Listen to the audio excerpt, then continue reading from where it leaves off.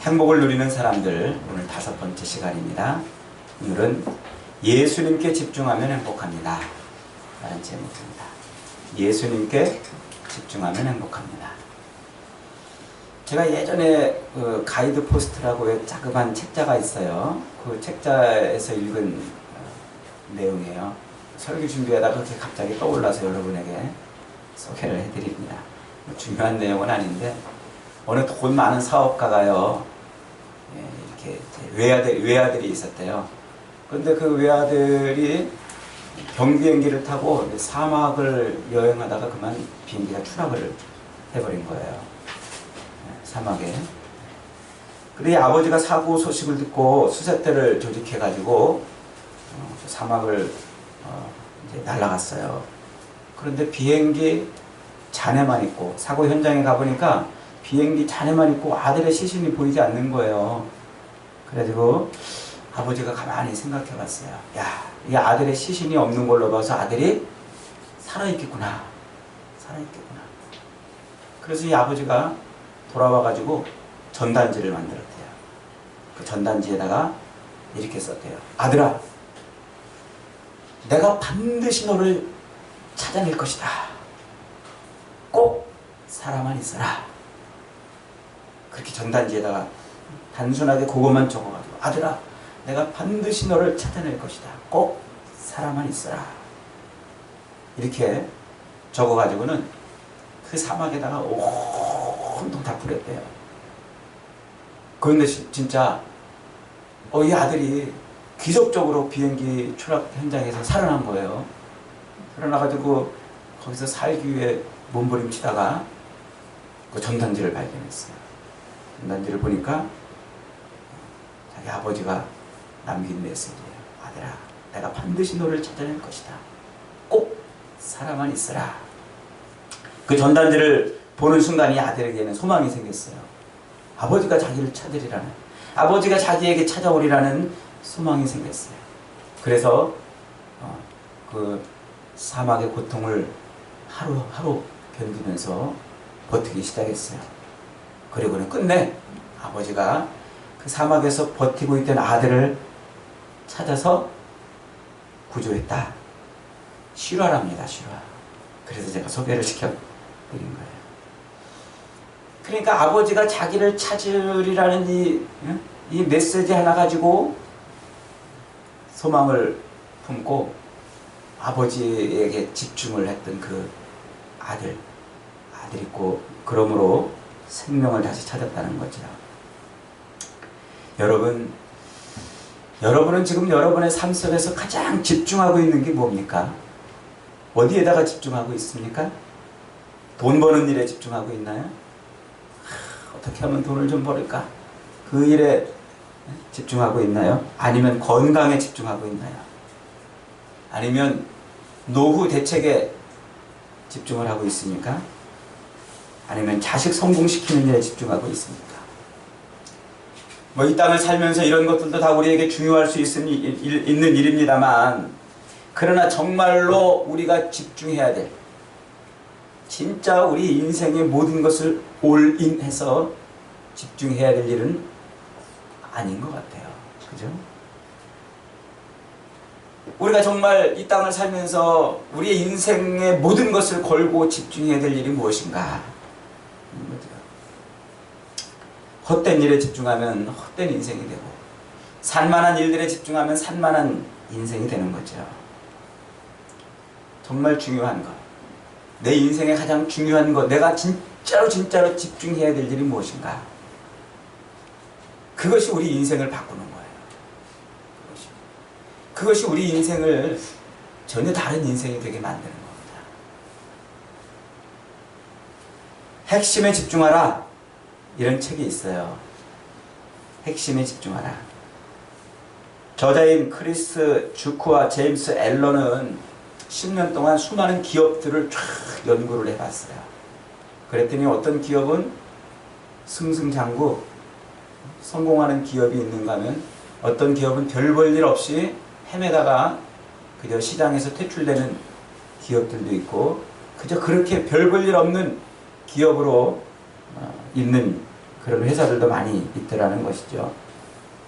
그래서 이 두 사람이 그 기업들을 쭉 연구하면서 도대체 어떤 기업은 왜 그렇게 승승장구 성공하고 어떤 기업은 별 볼 일 없이 있다가 소멸하는가, 이렇게 연구를 해봤더니 성공하는 기업의 공통점은 핵심에 집중했다는 거예요.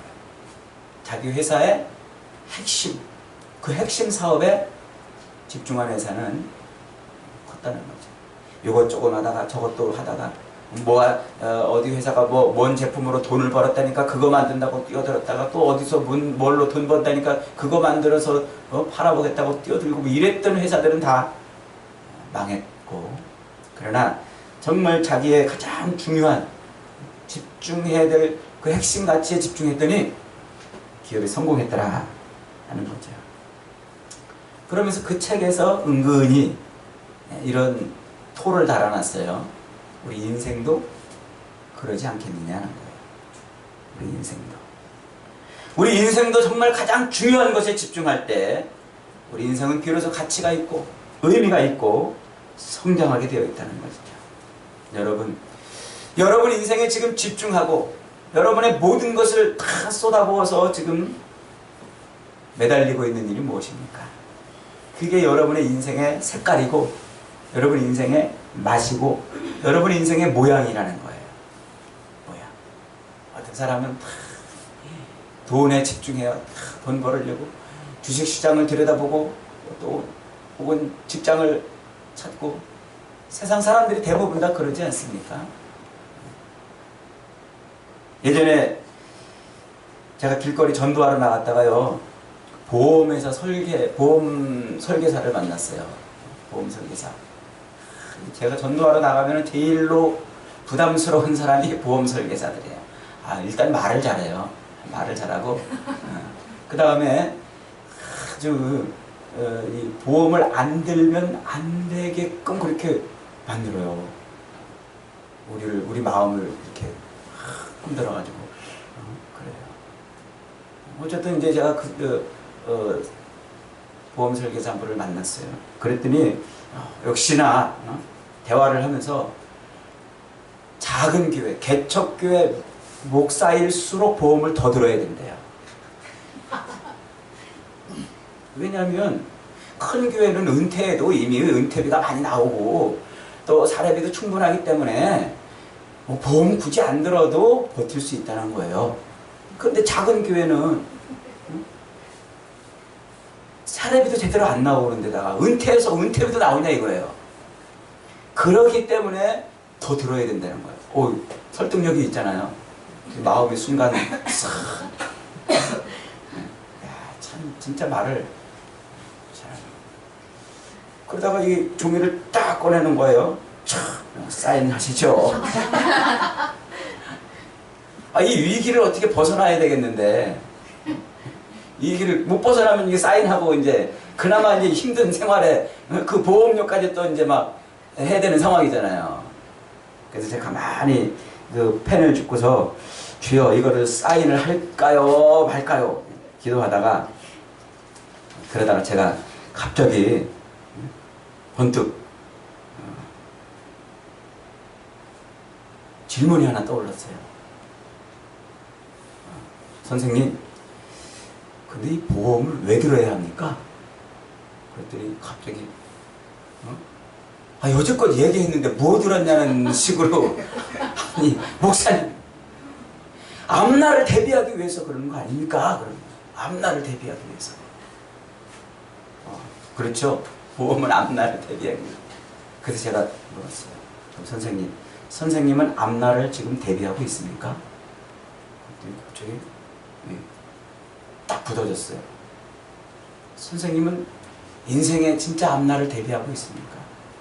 우리 인생 길면 70, 짧으면 70, 길면 80. 그 다음에는 죽음의 문턱을 넘어 영원한 세계에 들어갈 텐데 선생님은 그걸 준비하셨습니까? 그랬더니 그분이 가만히 있다가 종이를 쓱 받아들었어요.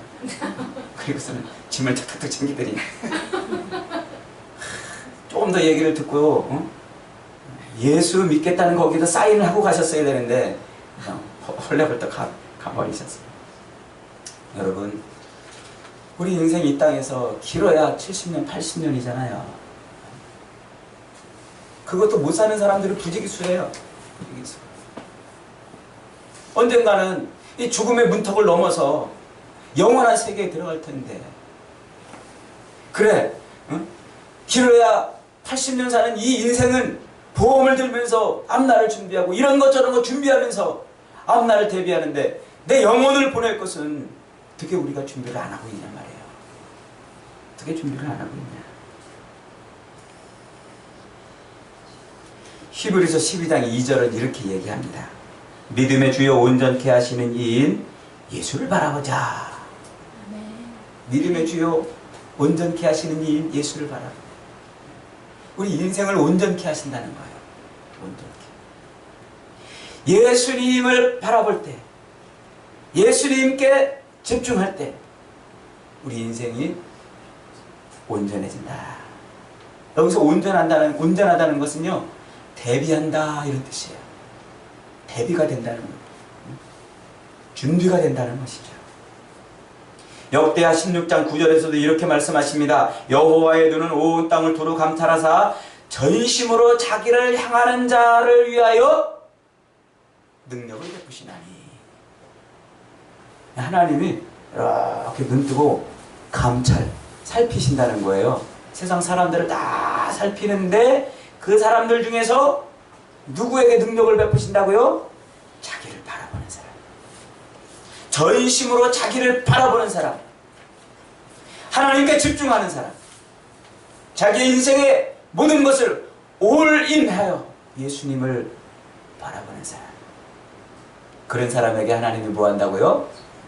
능력을 베푸나니. 여러분, 왜 우리가 이 땅을 살면서 왜 믿음으로 산다고 말하면서도 실패하고, 왜 신앙이 있다고 말하면서도 왜 염려하고, 왜 걱정하고, 왜 근심하며 삽니까? 믿음으로 산다고 말하는데도 왜 우리는 세상 사람들처럼 그렇게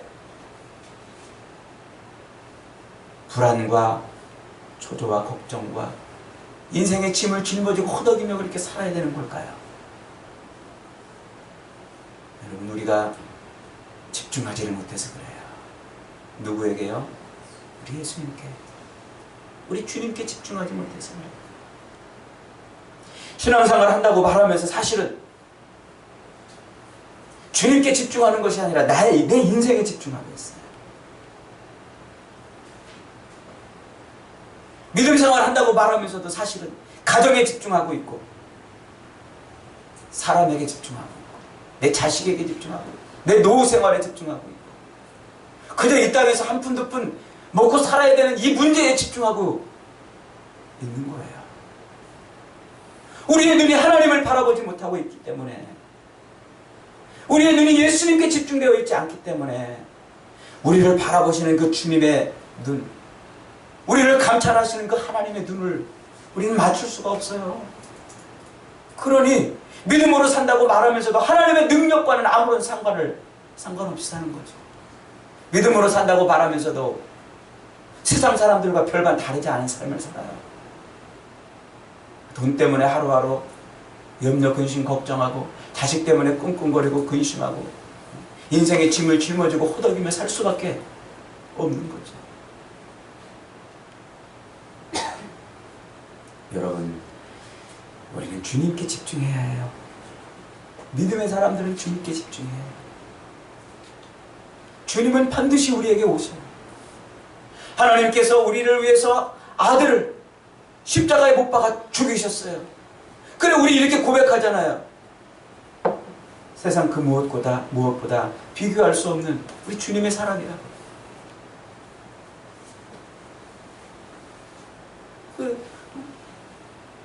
하늘을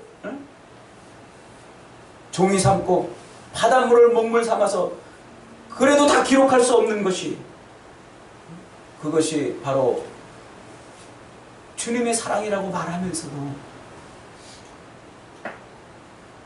우리는 그 놀라운 하나님의 사랑에 붙들려 살지 못해요.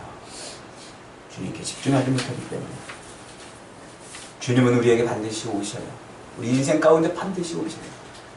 우리를 부르셨기 때문에, 우리를 품으셨기 때문에, 우리를 그냥 내버려두지 않으셔요. 아들을 죽이면서까지 우리를 구원하셨기 때문에, 세상 그 어떤 것과도 비교할 수 없는 하나님의 아들을 우리를 위해서 내주셨기 때문에 우리를 그냥 내버려두지 않으세요. 우리를 여기다 내버려두시려고 오늘 여기까지 우리를 이끌어 오신 것이 아닙니다. 믿으시기 바랍니다, 여러분. 우리를 여기다 그저 내동댕이 치시려고 우리를 여기까지 끌고 오신 것이 아니에요. 우리를 통해서 하시고 싶은 일이 있어요. 우리를 통해서 이루고 싶은 일이 있어요. 우리 인생을 통해서 하나님께서 나타내고 싶은 일이 있어요. 그러기에 우리를 그냥 내버려두지 않으셔요. 반드시 우리에게 오십니다. 우리에게 반드시 오셔요. 우리에게 반드시 오시는 그 주님을 우리는 집중해야 돼요. 주님의 눈에 우리의 눈을 맞출 수 있어야 돼요. 우리가 풍랑과 싸울 때, 고난의 바다를 헤치고 있을 때에, 우리가 시련의 바다를 건너가고 있을 때 그냥 내버려두지 아니하시고 그 풍랑과 싸우는 우리에게 오셔서 우리를 도우실 그분이 주님이세요. 고난의 바다를 건널 때에 우리를 그냥 내버려두지 아니하시고 반드시 그 고난의 바다를 헤쳐 건너갈 수 있도록 도우세요. 시련과 싸우고 있을 때에 그 시련의 바다에 우리를 그냥 내버려두지 않으십니다. 주님은 분명히 우리에게 오셔요. 우리를 도우시고 붙들어 주십니다. 그래서 우리는 늘 주님께 집중하고 있어야 돼요. 주님께. 토마스 앨바 에디슨이라는 사람이 있잖아요. 과학자. 유명한 발명가로 우리에게 잘 알려져 있죠. 그가 세상을 떠난 다음에 10주년 되는 10주기 추모식을 하는 행사가 있었대요. 근데 이제 그 10년 동안에 그 토마스 에디슨의 가족들이요, 그 책상을, 토마스 에디슨이 쓰던 책상을 그냥 고스란히 그냥 내버려뒀대요. 그러다가 이제 10년째 되던 그 해에, 10주기를 맞는 그 해에 그 책상을 이제 정리하고, 이렇게 이제 기념관을 만들어서 이렇게 할 계획으로 책상을 다, 서랍을 다 정리하고 이렇게 이제 하기로 했대요. 그래가지고 이제 책상 서랍을 다 뒤지는데 놀랍게도요, 그 책상 서랍에 아무것도 없어요. 그럼 가운데 책상 서랍에 딱 종이 메모지 한 장이 딱 놓여 있더래요. 나머지 서랍은 다 비어 있는데 거기에 뭔가 잔뜩 발명품에 대한 뭔가 이런 것들이 있는 줄 알았더니 하나도 없고 가운데 서랍에 메모지 하나만 딱 있더래요. 거기에 이렇게 쓰여 있더랍니다. 캄캄하고 어려울 때는 요나를 생각하라. 내가 어디 있든지 주님은 나를 찾아오신다. 이렇게 적혀있더래요. 그러니까 그는요, 매 순간순간마다 하나님을 생각한 거예요. 그의 머릿속에는 세상에 무슨 수많은 발명품이 머릿속에 있었던 게 아니고 그의 머릿속에는 하나님께 있었고 하나님만이 있었고 하나님께만 집중하고 있었던 것이죠. 요나는 바다에 빠졌고 큰 고래에 삼킴을 당한 사람 아닙니까? 그러나 요나는 폭풍 속에서, 그 바다 속에서, 그 큰 고래 뱃속에서 찾아오시는 주님을 만났어요. 그래서 에디슨은 어려운 일을 당하고 캄캄할 때는 고래 뱃속에 들어가 있던 요나를 생각하라. 이것이 자기 생활의 신조였던 것이죠. 여러분, 25절, 오늘 본문 25절에 이렇게 말씀하고 있어요. 밤 4시기와 사경에 예수께서 바다 위로 걸어서 제자들에게 오셨다 그랬어요. 어두운 밤바다에서 풍랑과 싸우고 있는 제자들에게 예수님은 다가오셨어요. 그냥 그들을 내버려 두지 않으셨어요. 그냥 그들을 거기에 두지 않으셨어요. 다가오셨습니다. 여러분, 예수님은 우리가 성공하고 잘 나가고 모든 것을 마음껏 원하는 대로 이룰 때만 우리 곁에 계시는 분이 아니에요. 우리가 어려울 때, 힘들어할 때, 우리가 고통스러워할 때, 그때 분명히 우리를 찾아오십니다. 우리가 강할 때만 찾아오는 것이 아닙니다. 약해졌을 때, 부족할 때, 힘이 없어 주저앉아 쓰러지고 싶을 때, 그때 주님은 우리에게 찾아오셔요. 우리에게 찾아오셔서 우리가 침몰치 못하도록, 빠져들지 못하도록 우리를 붙들어 주시고 품어주시고, 우리가 불 가운데로 행할 때에도, 물 가운데 있을 때에도 우리를 지키시고 이렇게 세워주십니다. 여러분, 주님이 우리를 그렇게 품어주시고 위로해주지 않으실 거라면 우리가 주님을 의지하고 믿어야 될 이유가 뭐가 있습니까? 주님이 우리의 삶을 보지 않으실 거라면 우리가 오늘 이 땅에서 주님을 붙들고 살아야 될 이유가 어디 있습니까? 여러분, 낙심하지 마세요. 절망하지 마세요. 좌절하지 마세요. 원망하지 마시고 불평하지 마세요. 주님께 집중하십시오. 주님께 집중하면, 우리에게 반드시 찾아오시는 그 주님께 집중하면 주님을 만날 수가 있어요. 27절에 이렇게 말씀하십니다. 안심하라, 난이 두려워 말라. 거센 풍랑을 만나 힘겨운 싸움을 싸우고 있는 제자들에게 그 죽음의 위기 속에서 주님이 오신 이유가 무엇입니까? 그들에게 평안을 주시기 위해서 오신 거예요. 안심하라, 두려워하지 말라, 걱정하지 말라, 염려하지 말라. 먹고 사는 문제 때문에 하루하루 걱정과 근심의 싸움을 싸울 수밖에 없는 우리에게 다가오셔서 주님은 안심하라 말씀하시네요. 이런저런 삶의 짐을 짊어지고 허덕이고 불안해하고 있는 우리에게 다가오셔서 평안하라 주님은 말씀하셔요. 우리를 그냥 내버려 두지 않으십니다. 그러므로 여러분, 주님께 집중하면 우리는 진짜 평안을 누릴 수가 있어요. 주님께 집중하면 우리는 진짜 이 땅을 평안하게 살 수가 있는 겁니다. 세상이 아무리 우리를 염려스럽게 하고, 세상이 아무리 우리를 걱정스럽게 하고, 세상이 아무리 우리를 불안하게 하고 초조하게 한다 할지라도 주님을 붙들고 주님께 집중하여 주님 만나면 평안을 누릴 수가 있어요. 여러분, 평안이 있으면 걱정 없어요. 여러분, 평안이 있으면 두려움도 사라지는 것 아닙니까? 주님은 반드시 이 땅에 우리에게 오십니다. 풍랑을 잠재워 주기 위해서 오셔요. 우리에게 평안을 주시기 위해서 오시는 것이죠.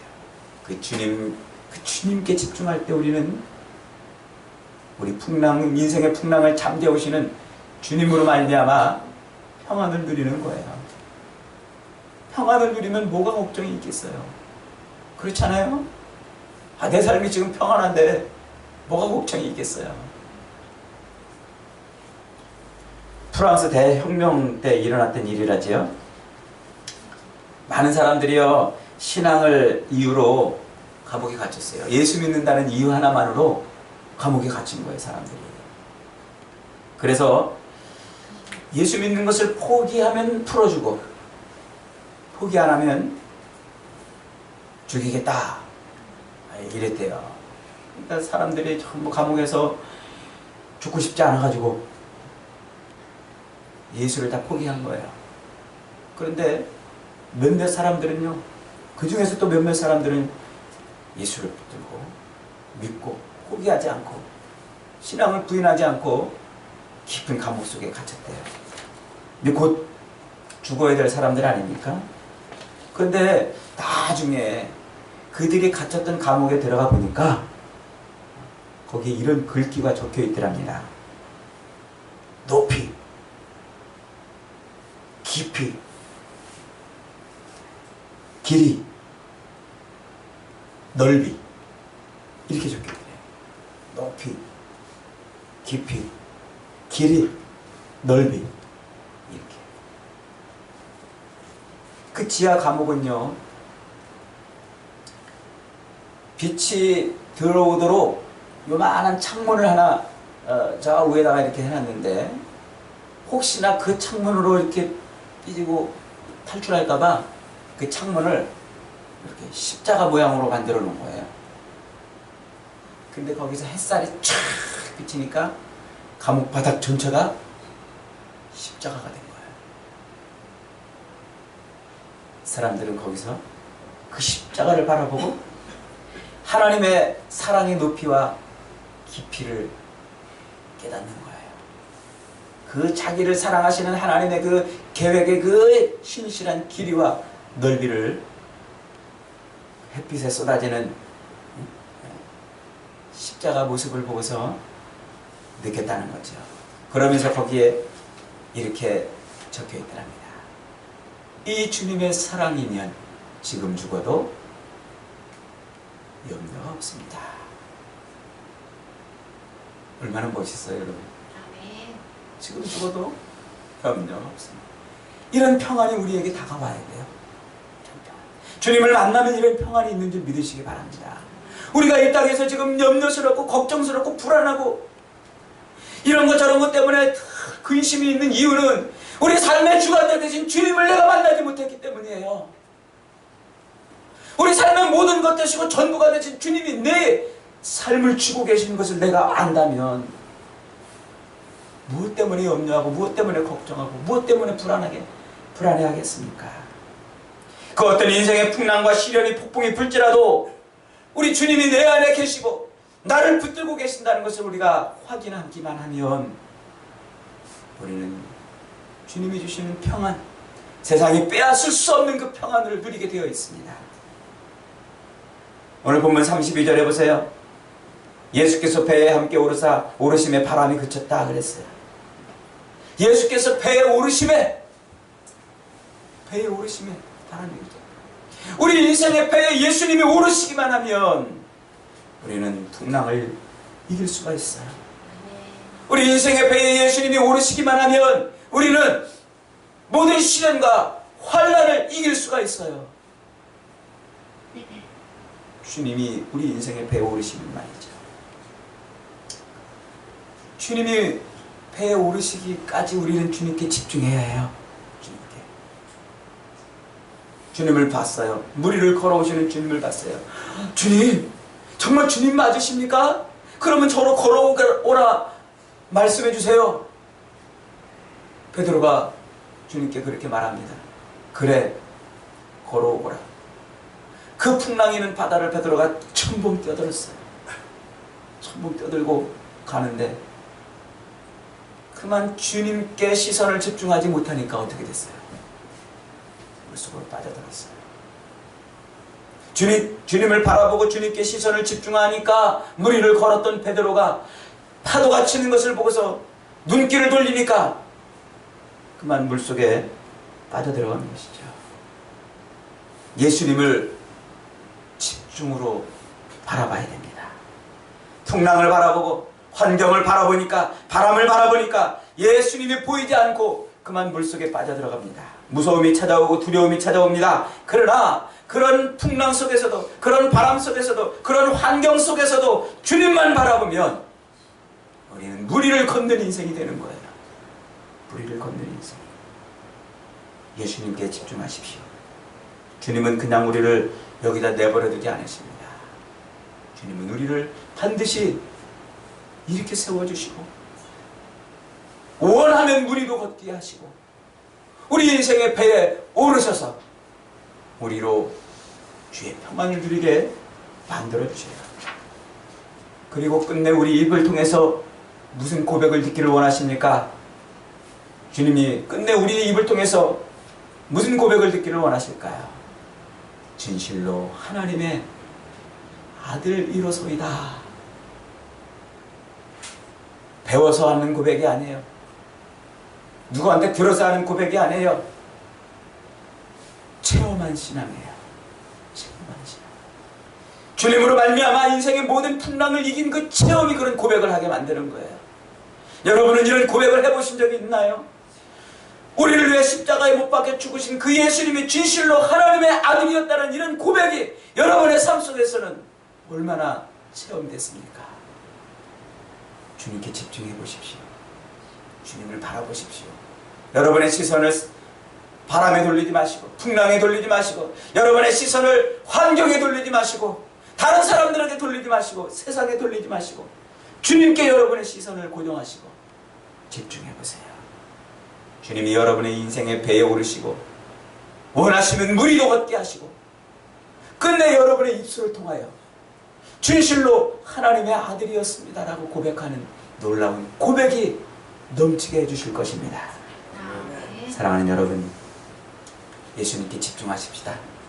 세상에 집중하는 것이 아니고 예수님께 집중하고, 환경에 집중하는 것이 아니고 예수님께 집중해서 모든 풍랑 속에서도 우리에게 찾아오시는 주님을 만나서 주님이 주시는 평안과 기쁨과 놀라운 고백 간증거리로 풍성한 저와 여러분이 다 되시기를 주님의 이름으로 축원합니다.